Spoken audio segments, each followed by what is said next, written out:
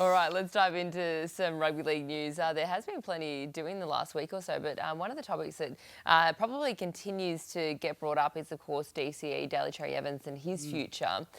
So there is, obviously he made that announcement that he is leaving the Seagulls at season's end. Nothing has been announced yet, whether he's going to the Roosters or not. Where do you see this heading? Well, he's going to be at the Roosters. He's going to be there. By all the mail, he's going to play 5'8", outside Sammy Walker. So what that means is, I think Sandon Smith, it's mail is he's signing with Newcastle. Yep. And then what happens to Hugo Savala, whether he goes on loan for a year or he goes to England.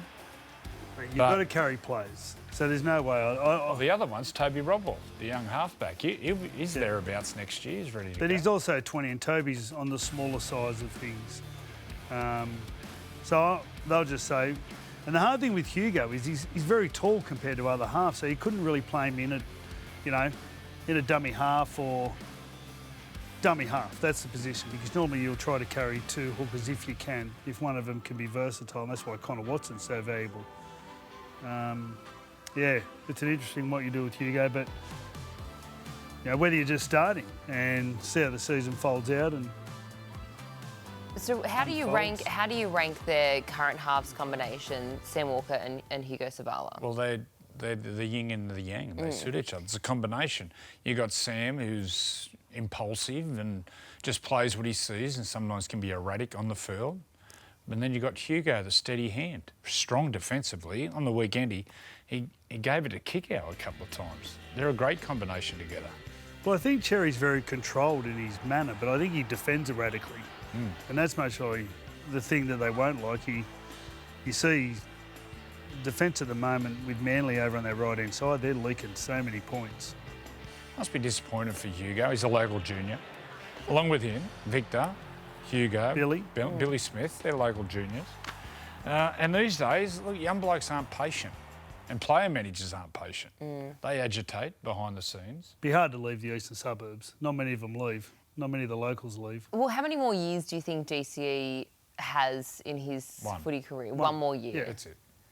And then Well, then he goes, does he go into coaching or does he go into media? That's the thing with the Roosters, they're bored. People on their board are so influential in Sydney. I'd say that'd be part of the carrot. So when did you guys know when the right time was to call it for your careers? Well, my body had maxed out. Early in the year 2007, I ended up hurting my neck again. But all off-season, I was having dramas with my hamstrings and my back, and just, I've never had hamstring problems. I couldn't run that fast, and my legs are like that big. Little hamstrings, little that hamstrings. Big. That'd be so cute. But size of your calf. my body had maxed out. My body had maxed out. I remember someone saying they were in the dressing room before the game and they were watching a ball boy eating hot chips, and that was a trigger. And that was their moment that they realised. What about you, Freddie? I had a sore hamstring as well my last year, and it was in the pre-season. I just couldn't keep up. We had this thing, always touch lines, always go around cones, and I struggled to get to it. I struggled to get to the times. And I sort of made my mind up in the pre-season. I remember Ryan Girdler and I, we both retired in the same year. We're good mates. So that was something that I did with him. We used to ring each other each week after a game and just prep each other up, and just every week. And both of us had really good last season. So I knew I just couldn't get to the lines and make the times like I used to be able to. So with DCE leaving Manly, where does this leave the club? How you look at them for next year, and it feels like there could potentially be definitely a different looking side. But you look at some of the other players, and they're going to have to make up their minds on their future and whether they stay with the club, whether they re-sign with them. Well, Jake and Tom, they're the obvious ones. I think Jake's got a year to go. And we all know Jake's coming to the end, and Turbo's had a lot of injuries. Well, Freddie, you'd know more. Joey Walsh, the young halves. A lot of talk about Joey. So they've got Jamal Fogarty coming. Yeah. So, and then they've also got Luke Brooks, he's also in his 30s, coming towards the end. They've got most of the two of the better young halves coming through, Joey Walsh, and a young fella named Anthony Large. He's still at school. He's at Scott's. I haven't seen him play that much league. I've seen him play a lot of union, but he's a real athlete. Super quick, very skillful. So I look forward to watching him play. But Joey Walsh, he's he's not that big either at the moment, but he's tough, got a great kicking game.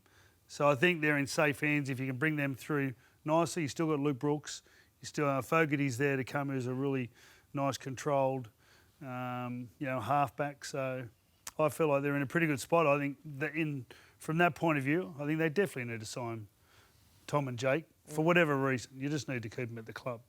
Because you can imagine, Jake, we all know how much he loves it. He would never retire unless someone forced him into retirement. Well, he captained New South Wales, played 20-odd minutes, and they never played him again. He was the happiest bloke after the game. Yeah. Like, he's not that side of person.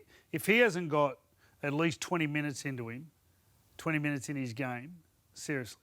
And Jake, to be fair, Nick, he wouldn't... He'd leave before. He wouldn't want to be on the money he's on now. I reckon Jake is off the end of next year. I think one more year for Jake. What about the fact that this year, obviously they have been in the headlines so much, and it probably did stem from, DCE coming out and making that call and letting everyone know that, this was going to be his last year. Do you see that as something that has disrupted the team on the field? Yeah, for Totally. sure. For sure. Along with the injuries. They've had a lot of injuries to middle forwards. Front rowers. But Lost a lot of front rowers. A lot of other clubs had injuries, but definitely it destabilised the club for sure. Absolutely for sure. I'm surprised they haven't given Joey a go. Like, I can understand Cherry's point of view, and it's a huge moment playing 350 games this week for the club. But I'd definitely be having Joey Walsh, bringing him on either off the bench, looking into the future. I know there's still a chance of making the finals without a doubt. So, but you need to be looking to the future. Like a Jason Rolls, I was going to say, Rolls, yeah. like a sort of perspective as to what's going to happen in the future years.